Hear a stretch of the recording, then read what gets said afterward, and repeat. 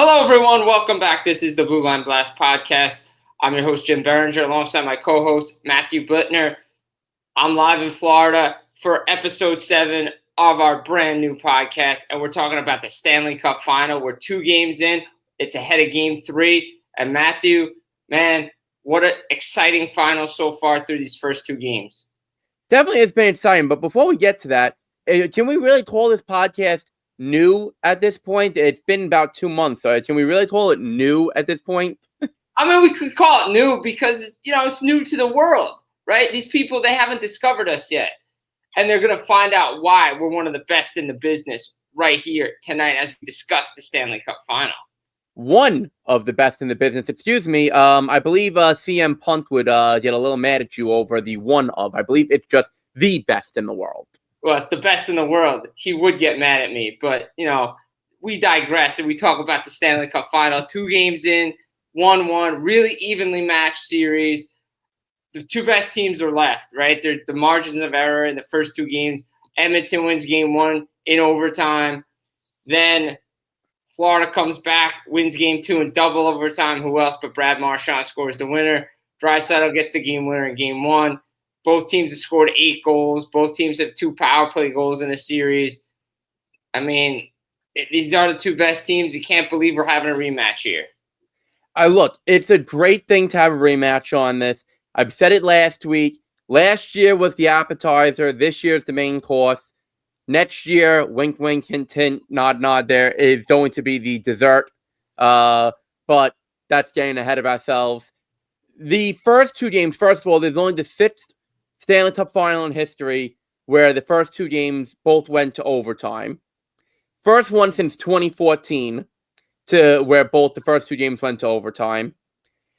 We already saw the latest game-tying goal in a Stanley Cup Final game in history, Corey Perry's game-tying goal towards the end of the 3rd period in Game 2 the other night. And Jim, everyone's saying, oh, well, Stuart Skinner's been phenomenal. Sergei Bobrovsky's been excellent. Connor McDavid this. Leon Draisaitl that.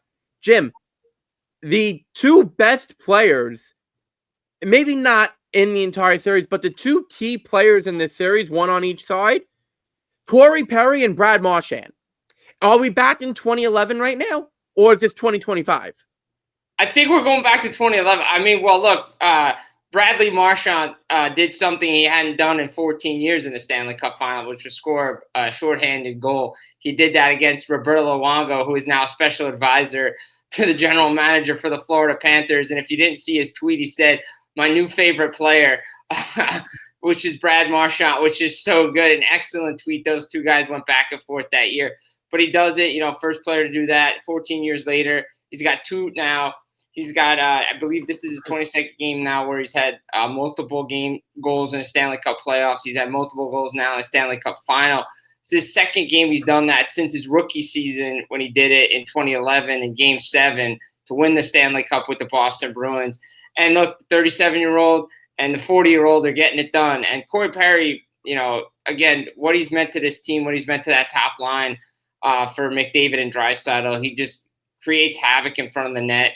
And again, late goal ties it up. The Edmonton Oilers had chances. Look, Stuart Skinner, as much as we, criticize him for his play heading into the Stanley Cup Final and even throughout this playoffs, he's been excellent, has delivered the goods. Sergei Bobrovsky's probably wants some goals back. I think the Victor Arvidsson goal in Game 1, and I believe, the Evander goal in Game 2 that kind of changed momentum and got the Oilers on the board, to me, are goals that he wants back. But, I mean, you just look at up and down this lineup. It's not so much, the star players, and Edmonton has their star players. But, again, that 3rd line for the Florida Panthers are really doing damage. And especially Anton Lundell has just been so good playing with Brad Marchand, and their penalty kill continues to be the best in the playoffs for a reason. You know who's been the X Factor? Say yes. X Factor. For who? Florida or Edmonton? In the series. I'd say Evander Kane to me. So, there's an argument to be made, but I'm doing a little differently than Evander Kane. The X Factor, Evan Bouchard. Oh, Excellent choice. Excellent choice. First of all, he had 3 points, a goal and 2 assists in the first period of Game 2. The guy, when he was first drafted, there was, he's going to be this amazing offensive defenseman. He's going to be the savior. He's going to be this. He's going to be that. And then Edmonton fans over the first couple of years were ready to run him out of town. They were absolutely ready to just give up on the guy. Some of their very senior writers, I don't want to call them out, but I think you know who I'm talking about. Yeah. They were ready to run him out of town. And then a couple of years ago, when Edmonton went to the conference final for the first time in a long time, he showed that he could be that guy. And then everyone said, maybe. Had a disappointing regular season. And then last year, he had a very good regular season. And then the playoffs, Jim, what did you have? 32 points in the playoffs last year? And correct. And then this year, he's just been even more phenomenal. Evan Bouchard, between the booch bombs from the point and everything on the power, this guy, he's given the Oilers something that not only Florida can't match, but something that the Oilers have not had since Paul Toffey. And that is a legitimate threat from the blue line. And again, Blue Line Blast podcast. So of course we want, someone from the blue line. He has given them something that they have not had in ages. A guy who he might, there's an argument to be made in a playoff year that he could potentially have more points than McDavid or Draisaitl in a playoff year. Think about how crazy that would be. But that's not. But that's not. It's not. It sounds crazy. Like how could a defenseman have more points than all of them? But in actuality, it's very possible. Yeah, it is very possible. At one point last year, he actually was leading the Oilers in scoring before McDavid and Draisaitl just took off. But if you look at what he's done on the back end for Edmonton, he's kind of stabilized a lot of things. And I think it helps that you have their best defenseman come back, which is Mattias Ekholm, who's really looked good for the Edmonton Oilers through 2 games. Kind of levels the playing field, for everybody, gets the depths set out. Jake Wallman's really impressed. John Klingberg, to me, has been really good as well. Those guys, I think without those guys, the Edmonton Oilers are not here because they're playing really good team defense. They've locked it down. They continue to lock it down in the third period and overtime. But we're going to stay on the blue line, and I'm going to go to the other side. Florida Panthers, Gustav Forsling. What can we say about that guy? That play he made on Evander Kane in the overtime period, just, on the 2-on-1, he tries to deke him out, and he just slides perfectly and breaks it up. That's you can't teach that. That's not the kind of stuff you can teach. Leon Draisaitl and Connor McDavid were asked about the pass that McDavid had on that goal by Draisaitl, and he's like, you can't learn that. And the media room erupted in laughter because it's true. That's the kind of stuff you can't teach. And the same thing that Forsling's doing. He was a waiver claim, then signed to a brief extension, and now got a big contract extension by the Florida Panthers. He's really been a great addition to this blue line, along with Seth Jones, and obviously Aaron Ekblad's there as well. He's a pending free agent at the end of the season. But these teams are so equally matched that the margin of error is just so razor thin that you're clearly seeing that there's a reason why these are the 2 teams that are left standing playing for the Stanley Cup. Not only is it clear that you are right, not only is it clear that these are the 2 best teams and there's a reason why they're in the Cup final again, but you mentioned, how, certain things can't be taught. Jim, these 2 teams epitomize that. Yeah. Everything these 2 teams do can't be taught. You can't teach speed ever in any sport. So you're either born with it or you're not. And then you can't teach the type of high-end talent that the Oilers have. You can't teach what Florida's tenacity is. That these 2 teams are completely different than what, if you were going to try to construct teams in a lab and be like, okay, well, we're going to sprinkle a little of this, a little of that, and we're going to bring in a great coach and teach them. No, that's just not the way it works with these 2 teams. Yes, Tris Knobloch has been a terrific coach. And yes, Paul Maurice has been a terrific coach. But these 2 teams are teams that they you can't teach what they do. They are just that good at it, and it's just so ingrained. You can't teach what Matthew Tkachuk brings. No. Matthew Tkachuk, if you put him in a time machine and transported him back to 1975 to be with the Philadelphia Flyers, he'd fit right in. It's true, he would, and I'm going to credit the assistant coach on Edmonton, Paul Coffey, on the defensive side. When they brought him in last year, there was a lot of talk about, he's never coached before. What does he know? Well, look, he knows a lot. He's a Hall of Fame defenseman for a reason. He's won multiple Stanley Cups for a reason. He's in the Ring of Honor numbers, all that stuff.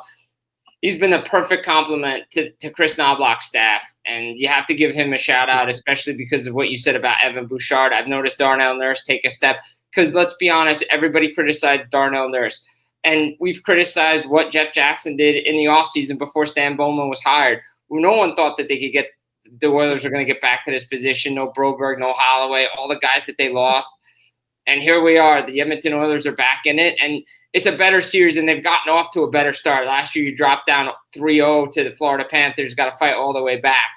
This time, you get off on the right foot, and I think Matthew Tkachuk said it best, and I think a lot of the players are saying the same thing. Coming out of that first two games in Edmonton, one team could be up 2-0, another team could be down 0-2.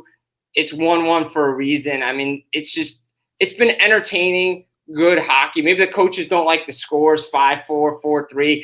That's not like defensive hockey like they like to play, but it's very entertaining hockey, and it's very high-level hockey, even into the overtimes.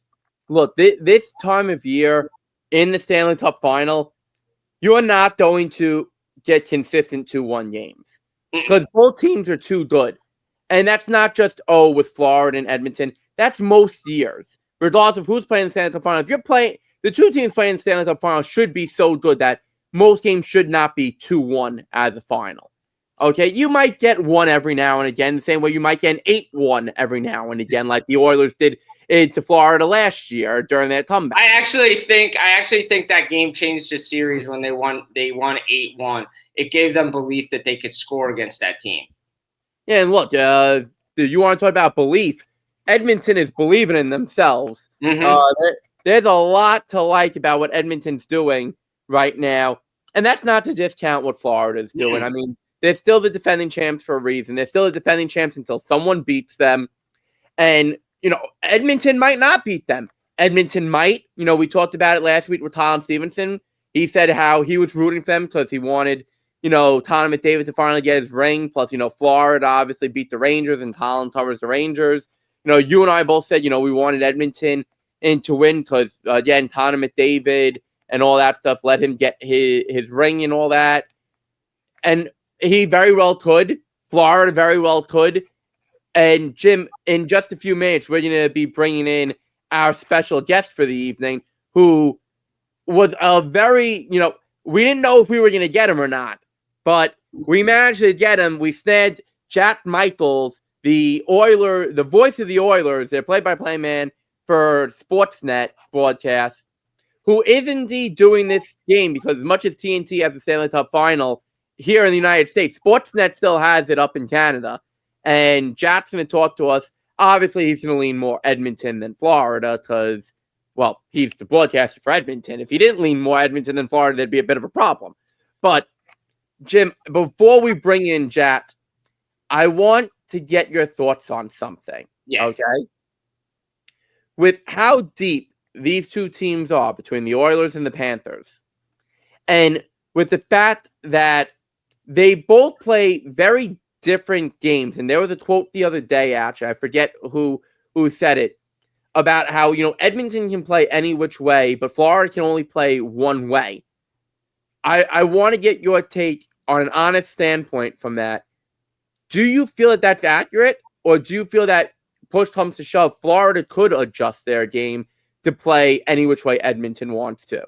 I think Florida and Edmonton can play any which way you want. I'm going to be honest. I disagree with the statement. And here's why, because I think Florida, and Paul Maurice said it best entering the series. He says, look, both teams have improved in areas from a year ago. He said Edmonton's improved defensively. They've always been good offensively, but they've been really good defensively. Well, Florida's always been good defensively, but guess what? They can score now. right? And they could score on the road.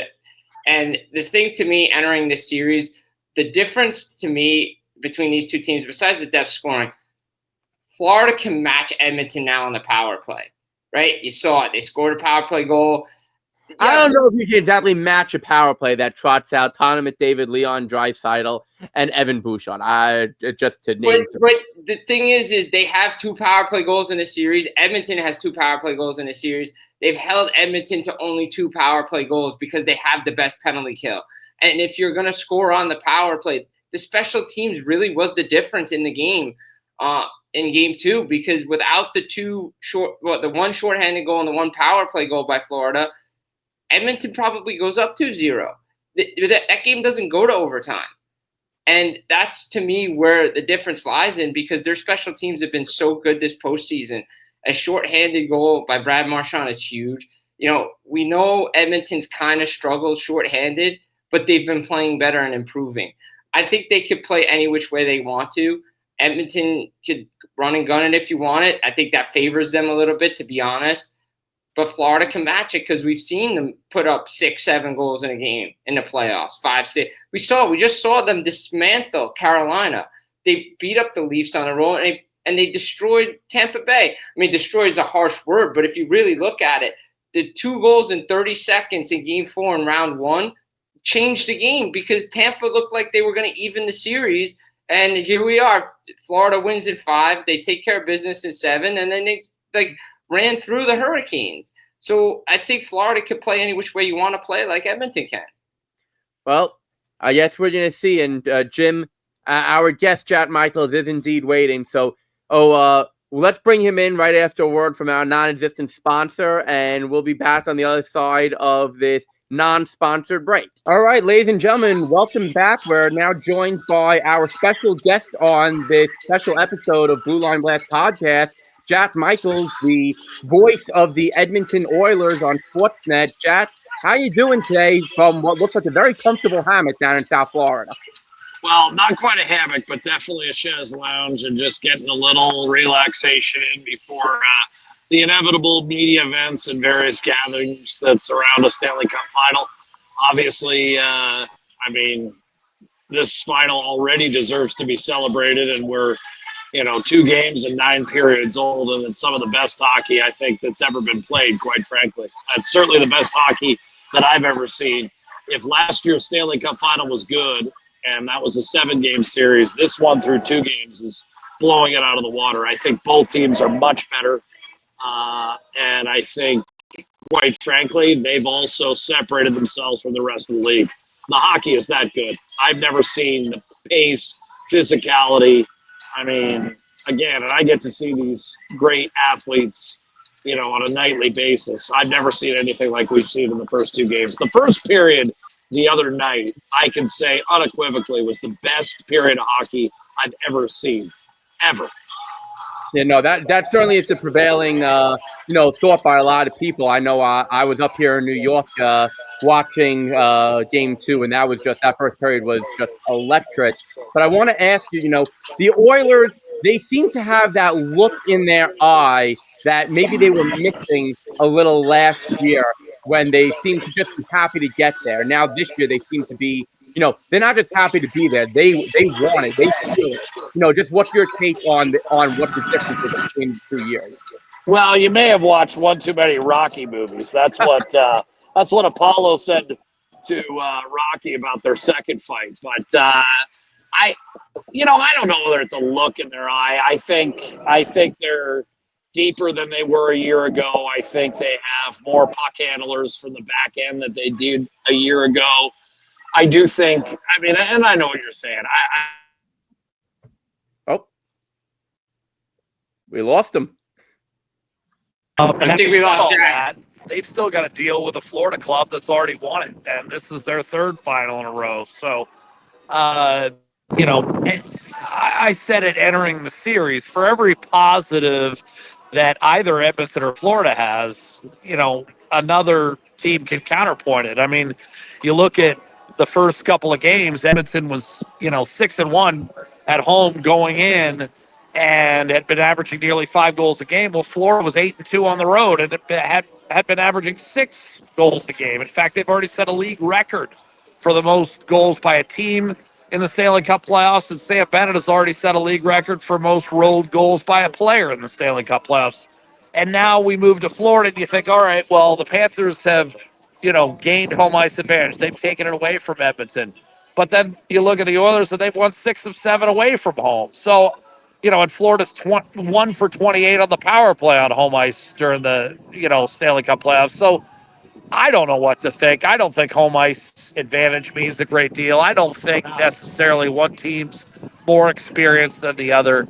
We're playing on the margins here. These two teams have played 4 times this year, and all 4 have been decided by 1 goal, which means if you include Game 7, the last 5 meetings have all been decided by 1 goal. And so is there much to separate these two? No, there's not. I can't give anyone a decided advantage in any of the games that they're going to play against one another. Jack, we talk about the depth, and you mentioned it before. You talk about the depth scoring. Coming into this series, everybody pointed to the Florida Panthers, depth scoring, their 3rd and 4th lines.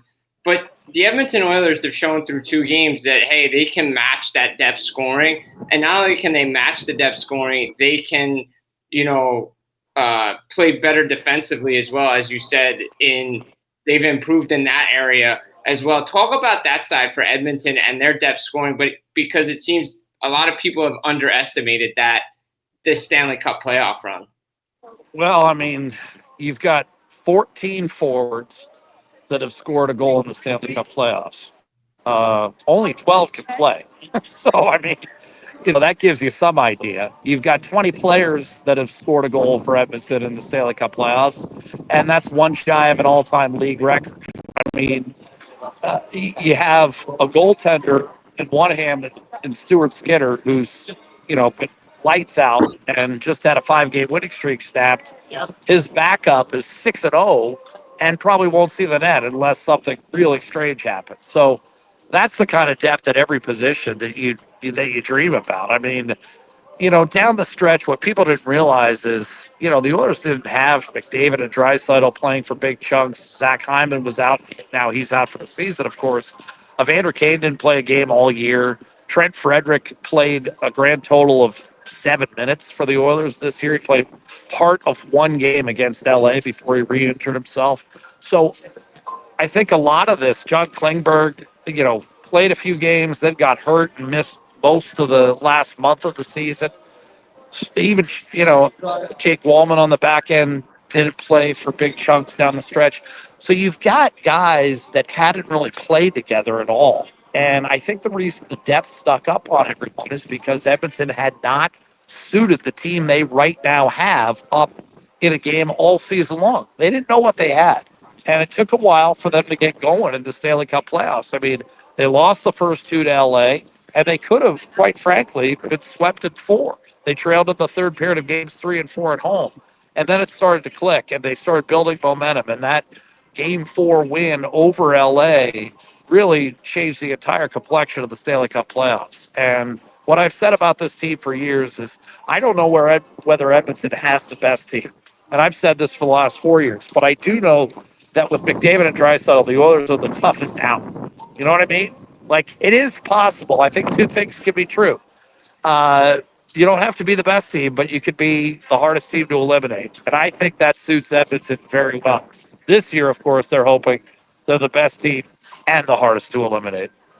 Now, one of the players who really seems to embody what you just said is Torrey Perry. Torrey Perry's been around quite a long time in this league, obviously Stanley Cup champion, way back when with the Anaheim Ducks. He's been to the Cup Final, 5 times in the last 6 years, something like that. And he really seems to embody what you said with the Oilers being maybe not the best team because he's 40 years old now. He's not the best player anymore, but he is the hardest out. He is the hardest guy to knock off the puck. And just what has he been, to the team both on and off the ice? Well, I mean, if it gives you any indication, the only game that Corey Perry missed this year was he was healthy scratched on the second of a back-to-back. And I think he made it apparent that he wasn't real happy about the idea of giving him rest at any point during the season. And oh, by the way, he had 19 goals this year playing 12 minutes a night. I mean, I think he had the most goals by anyone who played that few minutes. And he's added 8 more in the postseason. He's scored 5 overtime winners over the course of his life. And, he's starting to get into the top 10. But it's exactly what you're talking about. I think he's given the Oilers another physical presence around the net. They added Frederick at the deadline. Of course, they got Evander Kane back, who missed the entire regular season. Vasily Podkolzin is a guy they added in the regular season. And those are guys, when you're talking about Perry and Podkolzin and Kane and Frederick, those are guys that are always in scrums, that are always draining the energy of the other players on the ice as they ride them away from their goaltender. They're guys that are tough to play against, and they're guys with unbelievable hands. I mean, Corey Perry has been setting up in that office for 20 years. And you saw how he powered through the Florida defenseman there, who was, he had him. I mean, it wasn't like Corey had stuck into open ice, but there's just a will that Corey Perry possesses that, not many players have. It's a high degree of competitiveness. It's a knack for showing up at just the right time. And he's been doing it for 2 decades. And that's why he's made it clear that he has no plans to retire. I'm telling you what, he can be your next Yager. He will be playing in this league at age 45. Doesn't matter whether he can, get to certain spots or anymore. But when the money's down, he's always in the right spot. And so you don't need to be a great skater to be a great player in this league. It's a misnomer. There's so much emphasis on speed and skating, and that is true. It's a tremendous asset to have. But you know what? So is hockey sense. And Corey Perry's had it for the entirety of his career. Yeah, no, Corey Perry's made a difference. Evander Kane's made a difference. But I want to go back to the 2 guys, the 2 superstars on the team. And, listening to, everything that Chris Knobloch has said and the players have been talking about on their practice, it seems like this team is following the lead of Connor McDavid and Leon Draisaitl. The pressure, the stage, it doesn't seem too big for them. And it feels like the rest of the team is following them because they're taking it upon themselves to say, hey, you know what? We're asking other guys to play defense. We're going to do it too. They have this different mindset right now that it feels like, you know what? They've heard the criticism. They've read everything, and it's become personal to them. And they're going to show that, hey, we can't play defense, but hey, we can play defense. And it feels like this Oilers team is just, it's steady as she goes, but it's those 2 guys leading the charge every game. Well, they've had it for the last couple of years, quite frankly. I don't think it's new to this year. I understand that in the Stanley Cup Final, it's only Edmonton's second crack at it, but I don't think they're a better defensive club this year. In fact, if you look at it, the advanced analytics would say they were actually slightly better defensively last year. I think Leon Draisaitl could very well have won the MVP and the Selke this year. I think he finished 6th in the Selke voting. In my mind, no one had a better year than Leon Draisaitl, but he's been like that for a couple of years. When they bear down and want to play defense, they can play it as well as anyone. I mean, the Oilers, after the first 3 games of the Stanley Cup Final last year, outscored the Panthers 19-7. I mean, the 7 is what I pay attention, not necessarily the 19, because one of those games got away from Florida completely. I think it was 8-1 or something. But, Edmonton could play it any which way you want it. And they've been able to do that really. The last year, I would say the Oilers were mostly offensive force was 21-22. The first year they went to the conference final. They lost games that year in the Stanley Cup playoffs by scores of 9-6 and 8-6. I mean, they were a little bit different back then. But the last 3 years, they can lock it down as much as any team. And that nowhere was that more evident than in the Dallas series, where they closed the Stars out by giving up a combined 12 shots in the last 3 third periods of that series. In fact, if you take a look at the last 5 games, the Oilers have outshot their opposition 47-20 and outscored them 9-1. That's locking down. I mean, they've given up 1 goal in 100 minutes of third period action. Now, they gave up the OT winner the other night, but the point of it is I don't think Florida gets enough credit for how many goals they can score, and I don't think Edmonton gets enough credit for how many goals they can prevent.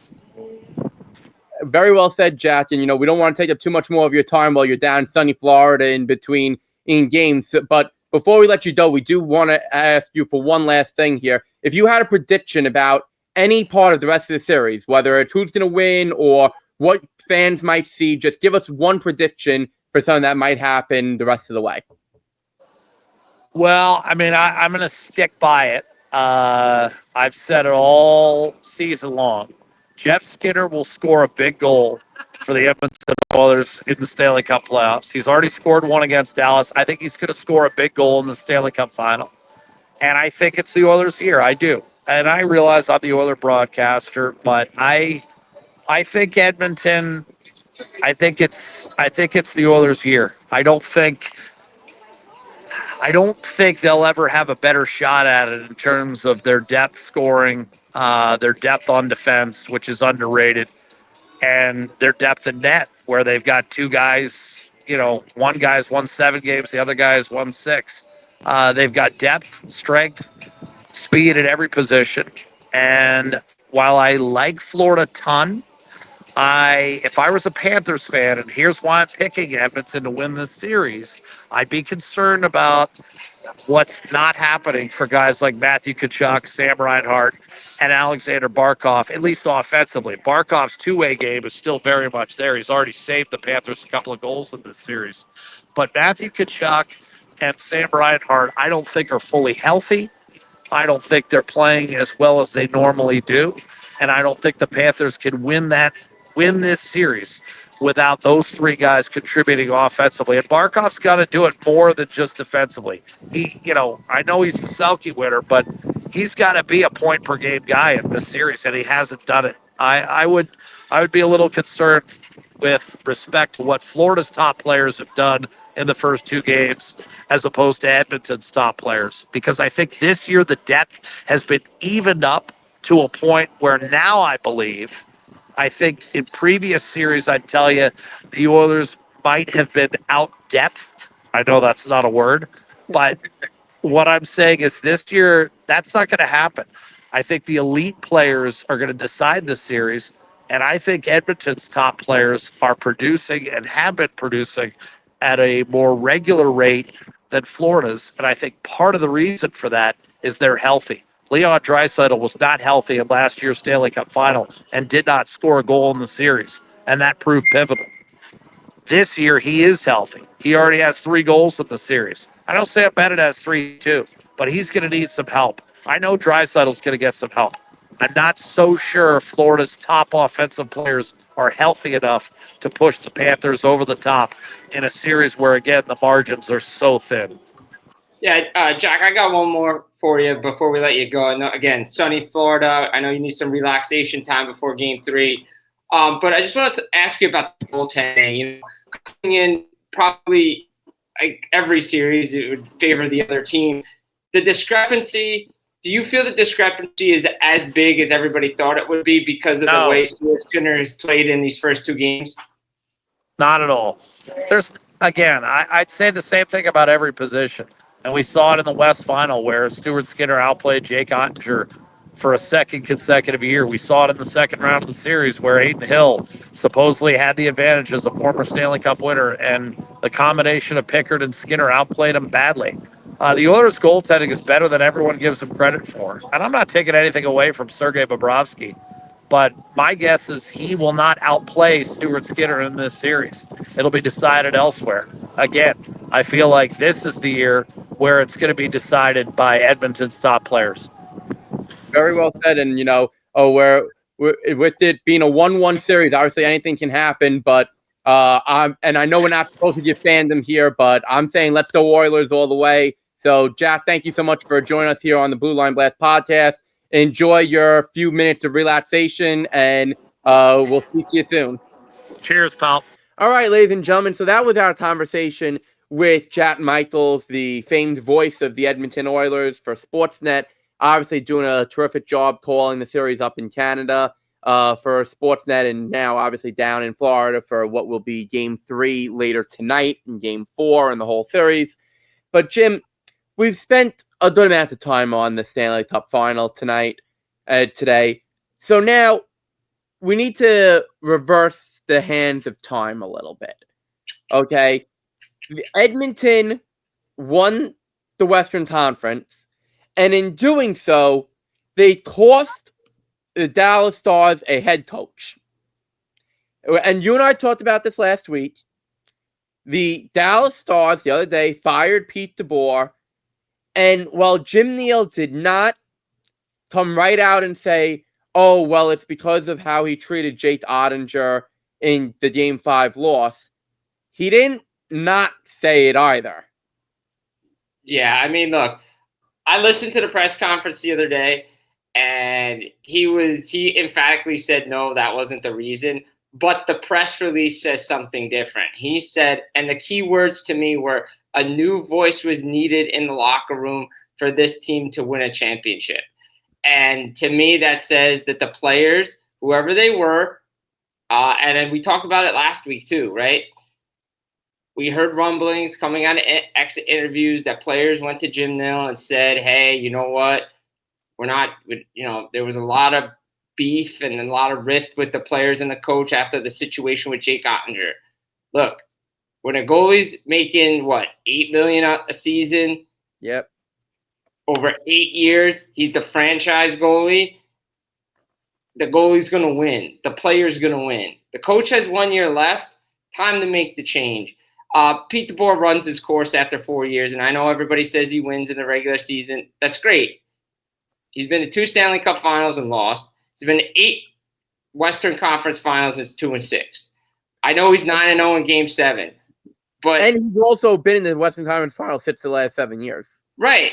That's all well and good, but he just can't get them past that hump. And it's not all on Pete DeBoer. It really isn't.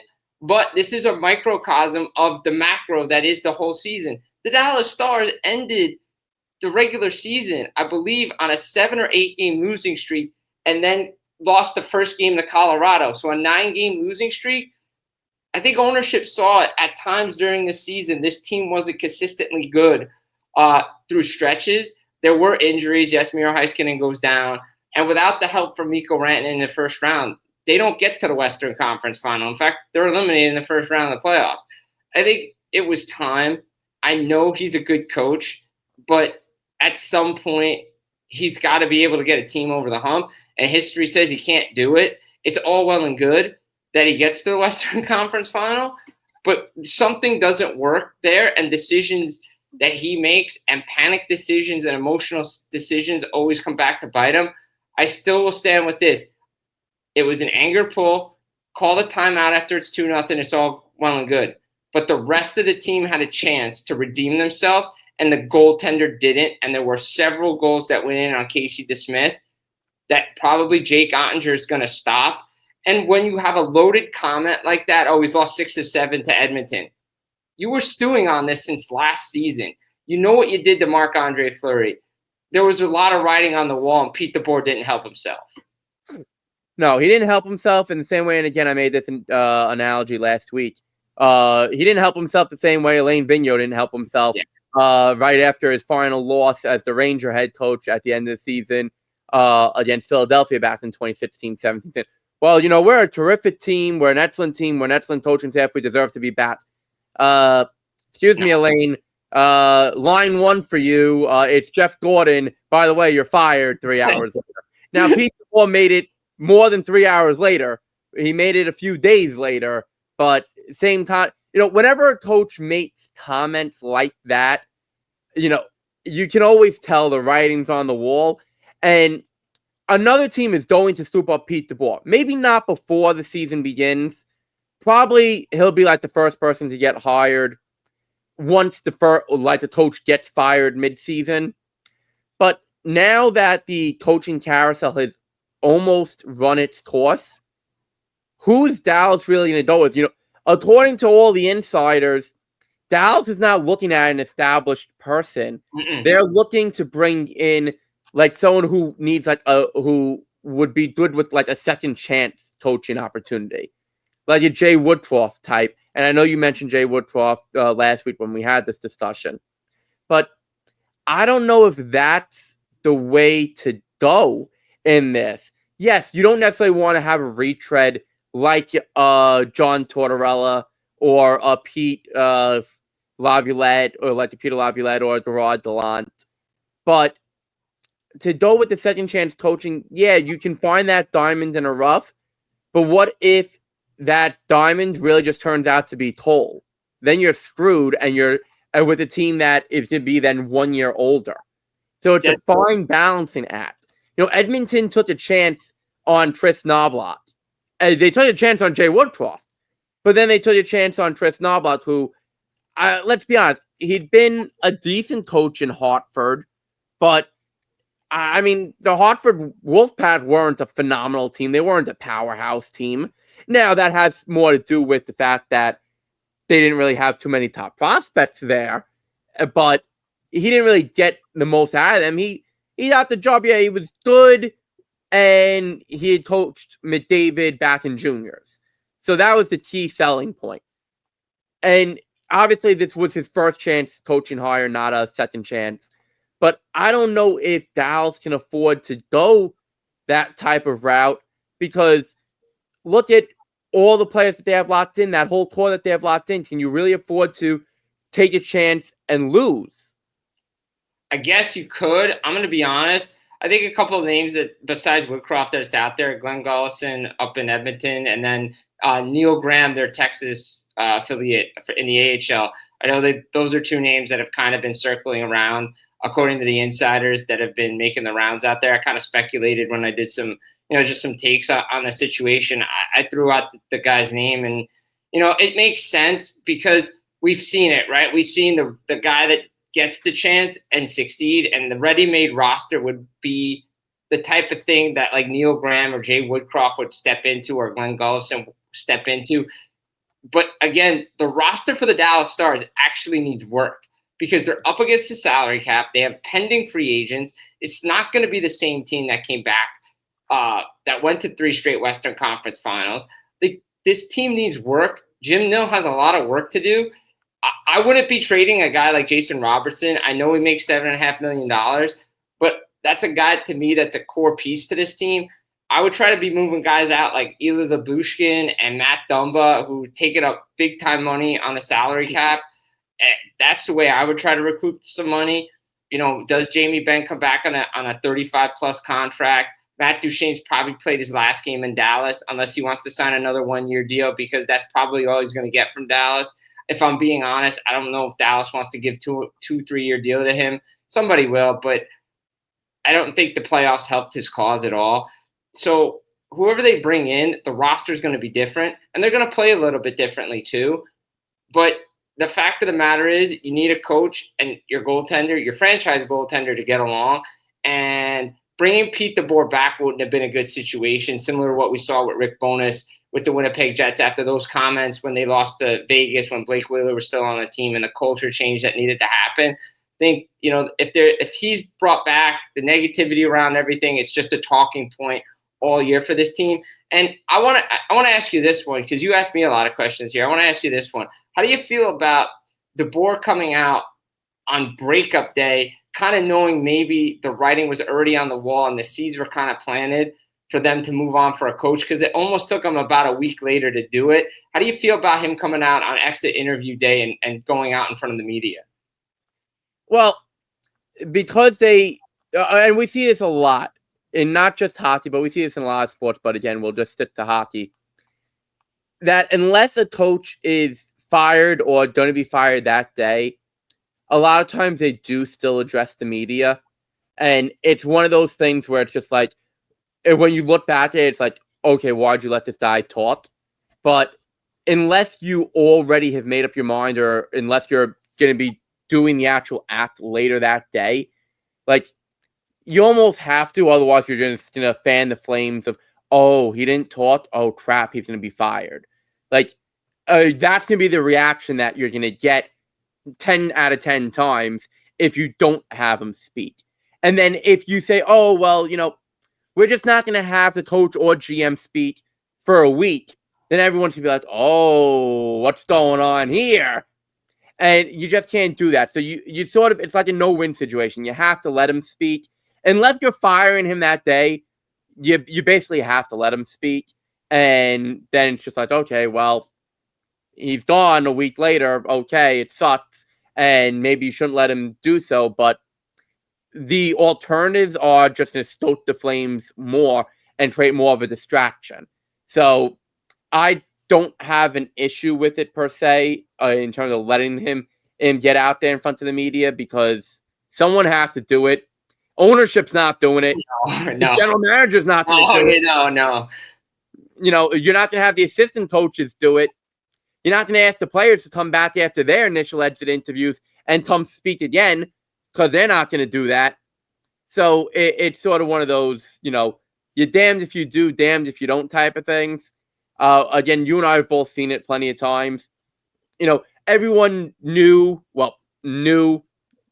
last year that the Devils weren't going to bring back Travis Green after he was the interim head coach. But yet they still had Travis talk to the media at break, I believe it was day after breakup day. And then they hired Sheldon Keefe, what was it, 2 weeks later? Not even?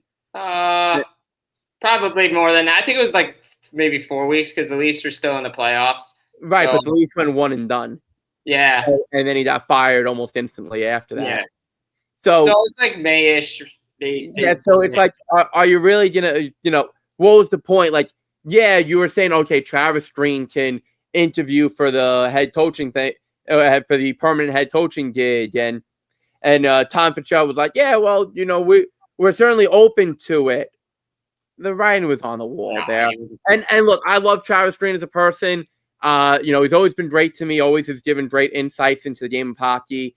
And we saw what he did with Ottawa this year. Yeah, unbelievable job. But, there was no real chance of him getting the Devils head coaching opportunity, and they still had him talk. So, these things happen. It's just the way the industry works, as far as I'm concerned. No, I just want to throw it out there with you to discuss that real quick. I guess, another big thing before we get into, as we wrap up everything here on the Blue Line Blast podcast, but another big thing that happened while the Stanley Cup Final was going on was the NHL Scouting Combine. Everybody's up in Buffalo looking at the top prospects for, the NHL draft, as we discussed a couple of weeks ago with Andrew Gross on the show. The Islanders have the number 1 overall pick. Is it James Higgins? Is it Michael Schaefer? Is it Misha? Who they taking? Seems like, Higgins wants to play for the Islanders, and his stock seems to be rising after the NHL Scouting Combine. So James Higgins is a very interesting case. For the better part of 12 months, he was supposed to be the number 1. He was the presumed number 1 draft pick. Then, 12 months ago, it was like, oh, well, maybe he won't be. And it's not because he did anything to lose that spot. He didn't light the world on fire in his draft year. Okay, fine. But he didn't have a bad year. He still had a very good year. He just didn't have one of those explosive video game number type years. Yeah. Okay. Matthew Schaefer, all of a sudden, you knew he was going to go top 5. And then all of a sudden, everyone started talking, oh, well, he's this, he's got the great skating, he's that. And then all of a sudden, it was just like, okay, it felt like overnight Matthew Schaefer became the favorite to be number 1 overall. And Higgins was now being talked about like the number 3 or the 4. And James Higgins, I give him credit.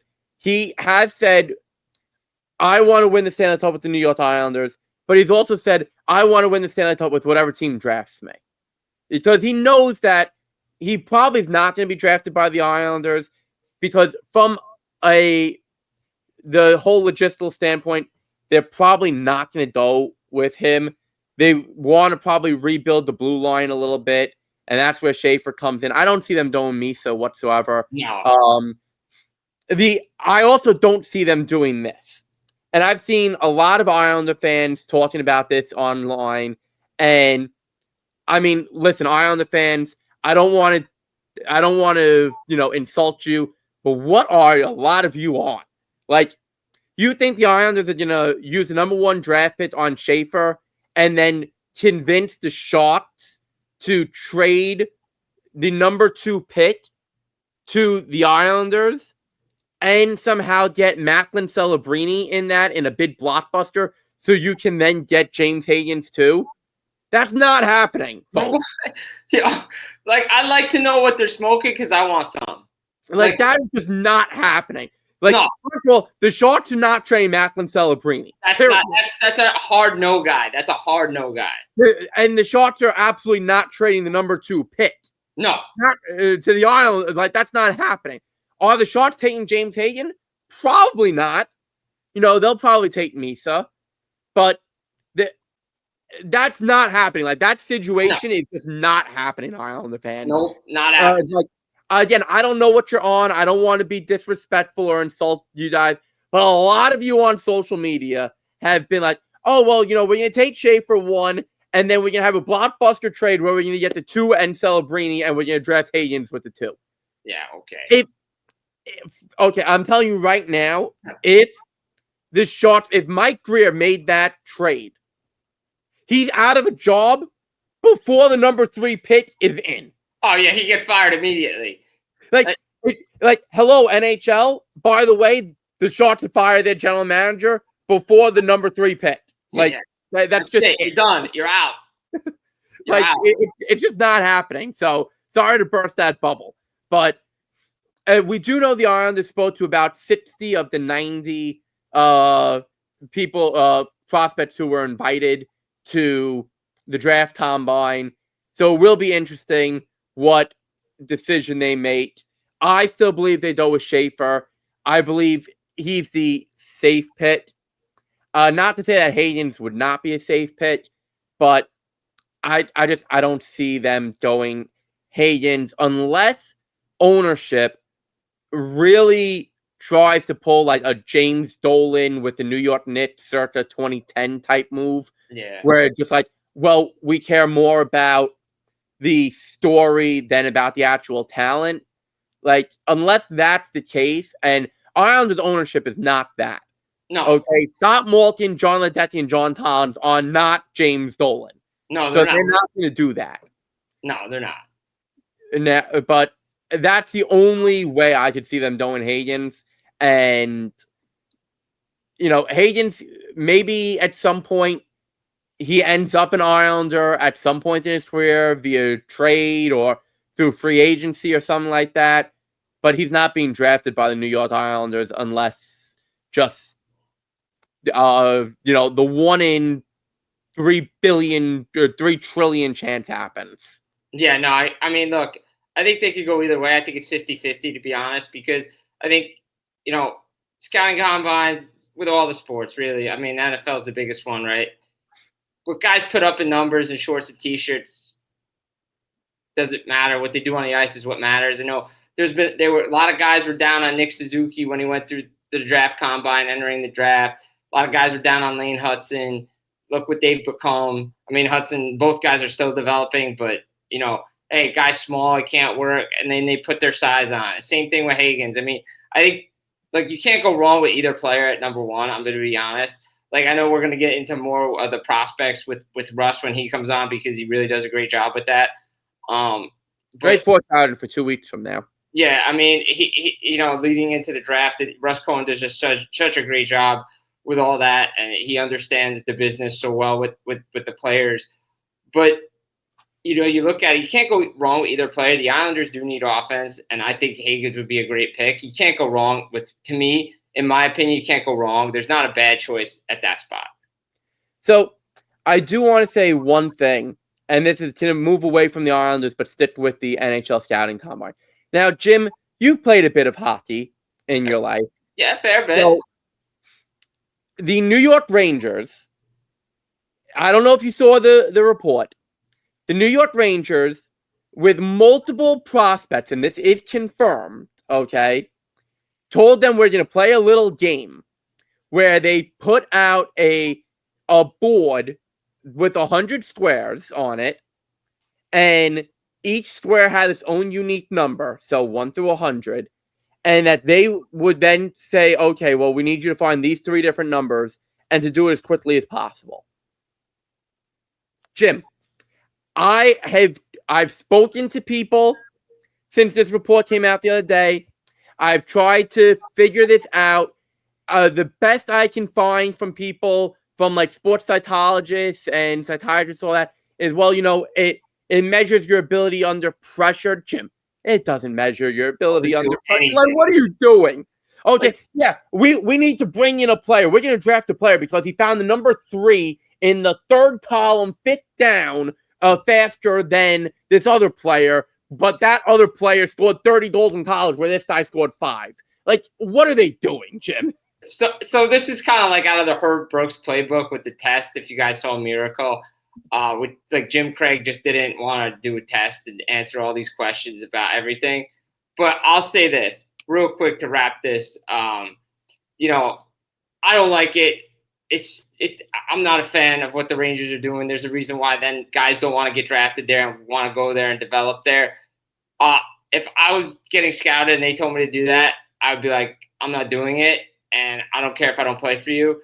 And I'd rather go prove it on the ice than some stupid test that you're giving me. And I'm being honest. And if that would motivate them to draft me even more because, this guy's, is just going to go out and prove it, then that's great.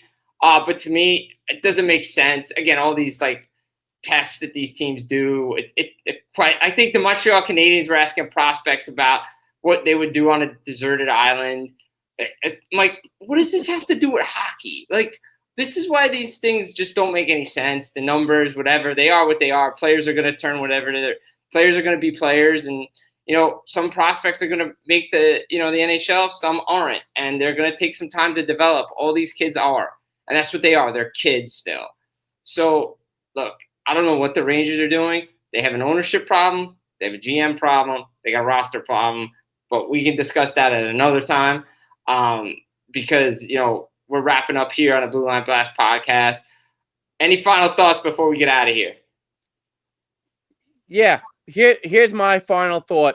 And it's going to be a blast from the blue line since we can't go without doing it. We used to be very good at getting it early in the show. And the last couple of weeks we haven't. No. So now we need to start, we can't keep forgetting about it. So I'm going to give my blast from the blue line right now, okay? And I'm going to stick with the team that we were just deriding for how they were handling the scouting combine in the New York Rangers.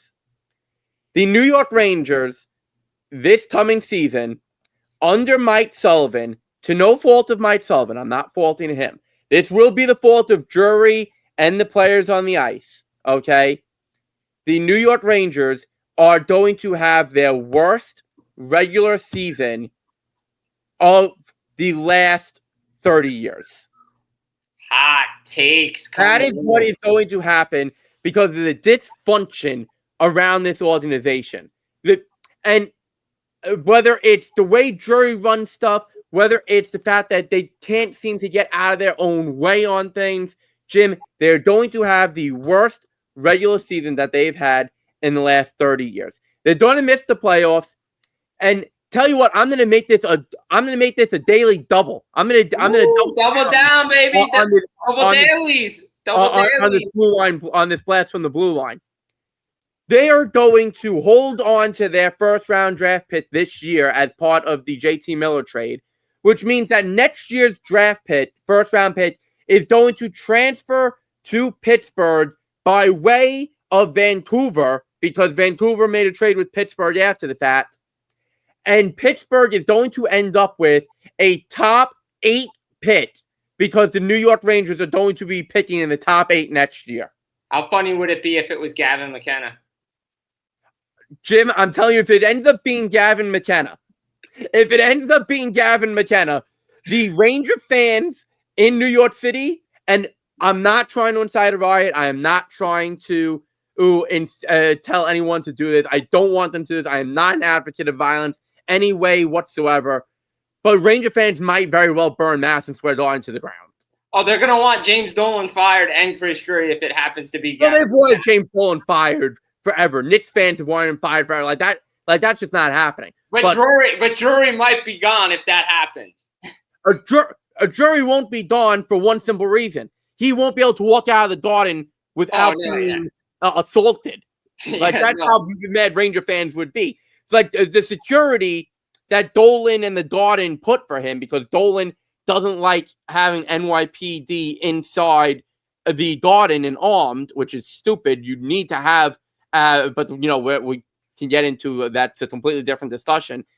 The security guards that Dolan would put would be overrun by Ranger fans. Drury would have no chance of making it out of the Garden alive.